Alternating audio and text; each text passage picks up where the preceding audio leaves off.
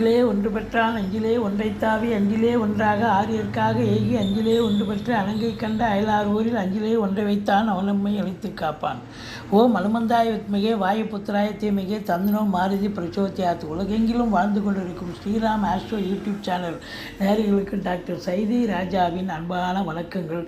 இந்த விஸ்வாவச ஆண்டு 2025 எப்படி இருக்க போகுது? 2025 மேலேருந்து 2026 மே வரைக்கும் எப்படி இருக்க போகுதுன்னு பார்க்கலாம் வாங்க.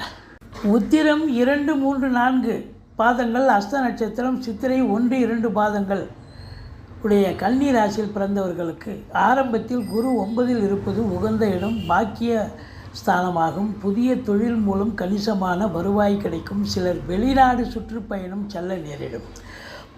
புத்திரிகளின் எதிர்கால முன்னேற்றத்திற்காக பணம் அதிக அளவில் செலவிட நேரிடும். 11/5/2025 பிறகு குரு பகவான் 10ல் வருவது உகந்த இடம் அல்ல, ஜீவனஸ்தானமாகும். செய்யும் தொழிலில் அதிக போட்டி பொறாமை இருக்கும்.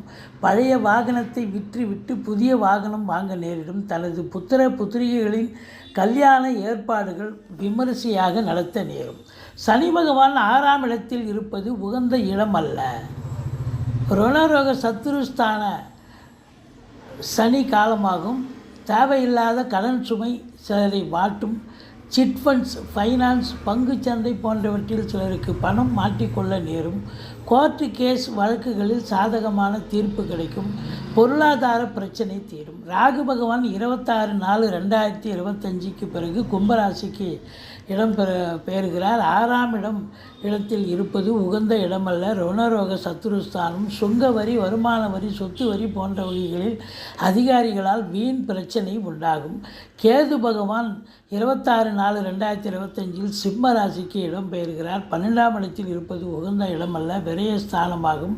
கூட்டு குடும்பத்தில் சுப விரயம் நடந்த வண்ணம் இருக்கும். சிலர் வெளிநாடு சென்று கல்வி பயில நேரிடும்.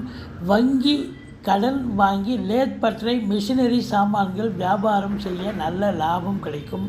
பரிகாரம்: ஞாயிற்றுக்கிழமைகளில் கால பைரவருக்கு 15 எலுமிச்சம்பழம் மாலை அணிவித்து அர்ச்சனை செய்து வரவும், பிரதி வெள்ளிக்கிழமைகளில் மகிராசுர பஸ்தினி மந்திரம் சபித்து வரவும், தினமும் சூரிய பகவானை நமஸ்கரித்து விநாயகரையும் நமஸ்கரித்து மாதுளம்பழம் நைவேத்தியம் செய்து வரவும், வானரங்களுக்கு